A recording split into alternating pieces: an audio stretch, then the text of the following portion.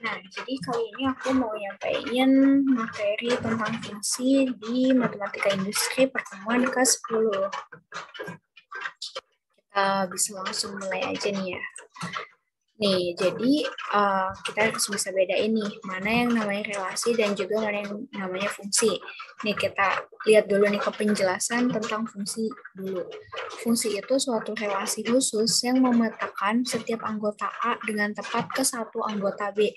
Jadi, hanya bisa memiliki satu anggota B aja gitu ya. Jadi, yang anggota A ini nggak boleh punya banyak pasangan di anggota B. Nah, kita lihat dulu nih, relasi itu apa sih? Nah, relasi itu hubungan antara dua himpunan A dengan himpunan B yang memasangkan anggota himpunan A ke himpunan B. Nah, tapi di sini, di fungsi ini memiliki syarat bahwa setiap anggota A itu harus memiliki pasangannya itu cuma satu aja nih di anggota B. Nah, relasi itu bisa dinyatakan dengan cara ada dengan beberapa cara nih, ada dengan kata-kata, dengan himpunan pasangan berurutan, dengan diagram panah, dan juga dengan diagram kartesius. Nah, kita balik lagi nih ke fungsi.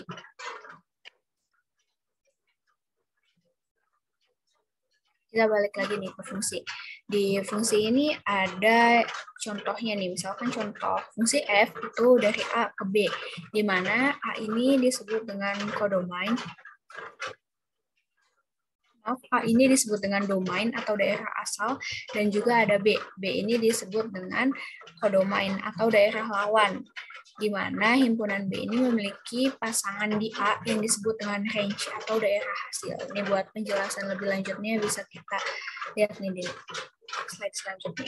Jadi A itu domain atau daerah asal, dan B itu kodomain atau daerah kawan. Nih, ada perbedaan antara relasi dan juga fungsi. Nih, kalau relasi ini, anggota A gak harus memiliki pasangan di B. Tapi kalau fungsi, anggota A ini harus punya pasangan di B. Nah, kalau relasi ini, anggota A boleh dipasangkan lebih dari satu kali. Tapi kalau fungsi ini gak boleh ya, anggota A itu hanya bisa dipasangkan satu kali aja.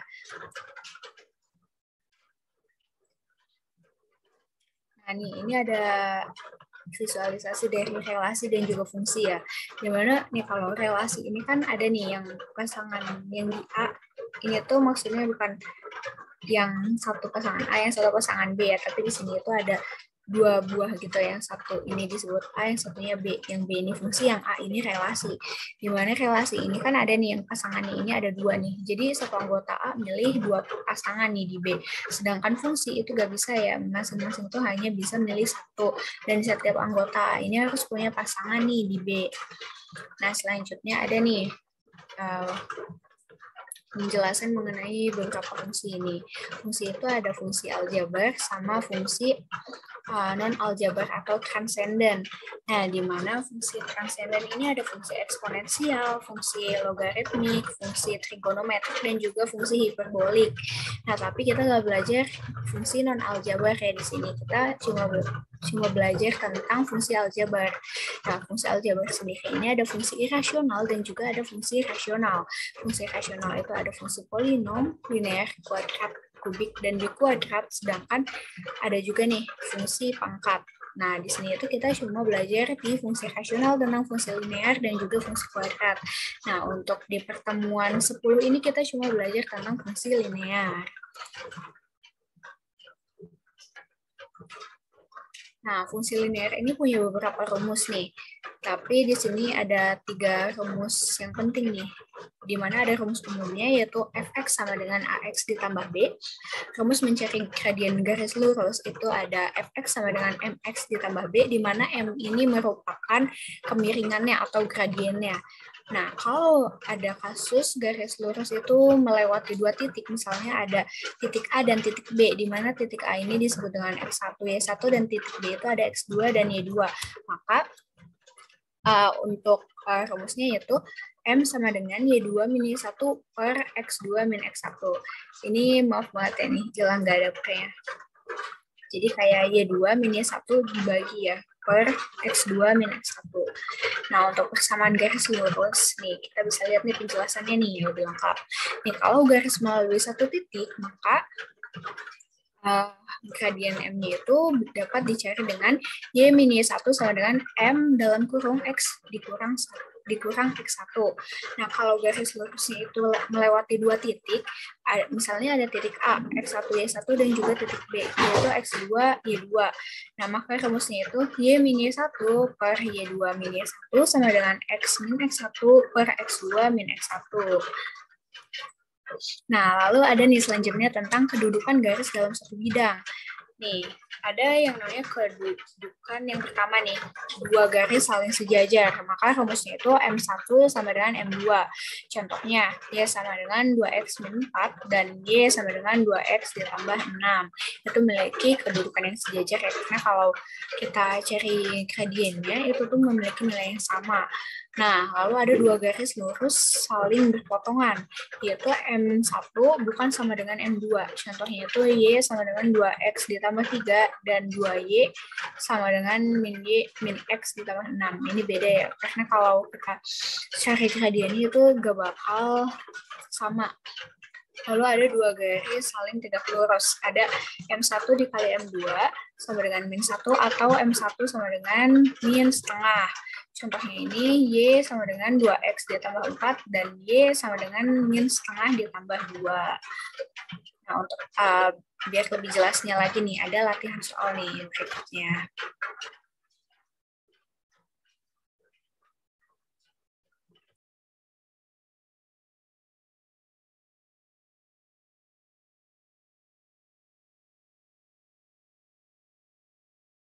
Nah, untuk latihan soal pertemuan ke-10 udah ada nih. Nah, ini ada nih yang pertama nih. Latihan soalnya ini multiple choice ya. Jadi ada lebih dari satu lah ya yang benar. Di bawah ini mana saja pernyataan mengenai fungsi yang benar nih. Nih, udah kelihatan ya di soalnya mana saja, berarti ini multiple choice. Nah, yang pilihan pertama itu ada anggota A tidak harus memiliki pasangan di B. Untuk pilihan yang B, anggota A harus memiliki pasangan di B.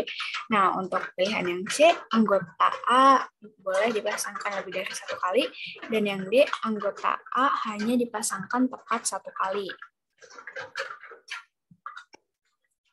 Nah, jawabannya itu yang B sama yang D ya, yang benar nih. Dimana penjelasan yang sebelumnya itu kan emang anggota A ini harus memiliki pasangan di B ya. Sedangkan kalau gak harus itu namanya relasi nih. Yang pilihan yang A itu namanya relasi. Nah, sedangkan tadi itu ditanya yang manakah yang pernyataan mengenai fungsi yang benar. Nah, anggota A boleh dipasangkan lebih dari satu kali, itu enggak ya. Kalau boleh lebih dari satu kali, itu disebutnya relasi, bukan fungsi. Nah, kalau anggota A hanya dipasangkan tepat satu kali, itu namanya fungsi ya. Jadi yang benar ini ada di pilihan B sama pilihan D. Nah, lalu ada nih selanjutnya, masih sama nih multiple choice. Manakah di bawah ini yang termasuk ke dalam fungsi aljabar rasional? Tadi itu kan ada irasional dan ada aljabar rasional ya. Rasional ini yang banyak. Nih, yang pertama itu ada fungsi polinom, fungsi linear, fungsi kuadrat, fungsi kubik, dan juga fungsi big kuadrat. Lalu yang B ada fungsi pangkat, yang C ada fungsi eksponensial dan juga fungsi logaritmik, dan yang D ada fungsi trigonometrik dan hiperbolik. Ini kayaknya ada dua lagi nih jawabannya. Nah, nih, ya ini harusnya yang B juga ya, cuma ini belum ke-highlight nih, yang B. Jadi fungsi polinom, fungsi linear, fungsi kuadrat, fungsi kubik, dan fungsi big kuadrat ini masuk ke dalam fungsi rasional ya. Fungsi pangkat juga masuk ke dalam fungsi rasional. Cuma yang kita pelajari memang yang ini nih, fungsi linear dan juga fungsi kuadrat. Nah, kalau fungsi eksponensial, fungsi logaritmik, fungsi trigonometrik, fungsi hiperbolik itu tuh masuknya ke dalam transenden atau fungsi non aljabar. Nah, terus selanjutnya ada nih masih multiple choice ya.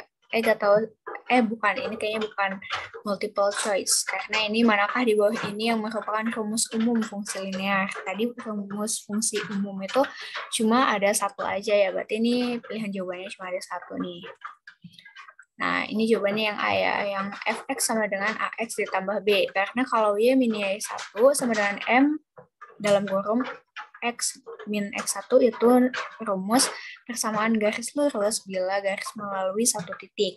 Nah, untuk poin yang C, M1 sama dengan M2, ini tuh jika ada dua garis yang saling sejajar nih, untuk nyari gradiennya nih, jadi bisa pakai M1 sama dengan M2, dan untuk yang D nih, Fx sama dengan Mx ditambah B, ini juga bukan ya, karena ini rumus gradien garis lurus. Nah, ini ada soal, oh ya, ini ada yang hilang-hilangan nih, maaf banget. Nih, tapi ini aku bacainnya full ya, lengkap soalnya. Sebuah taksi menetapkan tarif awal sebesar 20.000 dan diteruskan dengan tarif selanjutnya sebesar 5.000 per kilometer. Nih ada nih, Anton ini mau nyewa taksi nih dengan menempuh perjalanannya itu sejauh 20 km. Nah, 20 km. Nah, lalu biaya yang perlu Anton keluarkan untuk nyewa taksi itu berapa ya? Ini bisa nih pakai rumus yang ini nih. AX ditambah B. Nih, kita ulang lagi nih tentang pernyataan tadi ini. Tarif taksi kita anggap itu sebagai Fx-nya. Nah, untuk tarif per kilometernya kita anggap itu X-nya. Nah, tadi kan X-nya 20 ya, karena kita itu tarif per km-nya itu 20 km. Nah, kalau untuk tarif awalnya itu 20.000, sedangkan tarif selanjutnya itu ini ya, dihitungnya itu 5.000 per kilometer. Nah, ini bisa langsung kita masukin aja nih. Nih, Fx sama dengan nih, AX. Nih, A-nya berapa nih? A-nya 5.000. X-nya belum diketahui ya. X-nya udah diketahui nih, 20. X-nya udah diketahui 20. Nah, ditambah B. Ini tambah BB-nya itu tarif awal yaitu 20.000. Nah, berarti karena X-nya udah diketahui nih 20, jadi F20 sama dengan 20 dikali 5.000 ditambah 20.000. F20 sama dengan tadi 20 dikali 5.000 itu hasilnya 100.000 ditambah 20.000 nih, 20.000 ini yang B-nya ya, yang tarif awal. Nah, jadi untuk F20 ini memiliki nilai 120.000. Jadi biaya yang perlu Anton keluarkan untuk menyewa taksi tersebut tuh sebanyak 120.000 rupiah. Nah, ada nih soal yang terakhir, maaf juga nih. Agak hilangan ya, cuma ini aku bakal baca ini full ya nih. Jika ada garis yang melewati satu titik, nah dia ini melalui titik min 3, 2, dan sejajar dengan Y sama dengan 3X ditambah 4. Di mana min 3 ini kita sebut aja sebagai A, dan 2 ini kita sebut sebagai B. Nah, untuk nih min 3X plus 4. Nah, di mana nih yang min 3 ini M1 ya. Nah, karena M1 ini sama dengan M2, maka M2 atau gradien 2 itu juga memiliki nilai min 3. Nah, nih untuk rumusnya nih, kita tuh pakai yang Y min B sama dengan MX min A ya tadi. Jadi B-nya nih, B-nya 2, A-nya min 3, M2-nya min 3 juga. Nah, jadi kita langsung masukin aja nih, B-nya tadi 2 ya. M-nya tadi ini M2 min 3, dan A-nya min 3.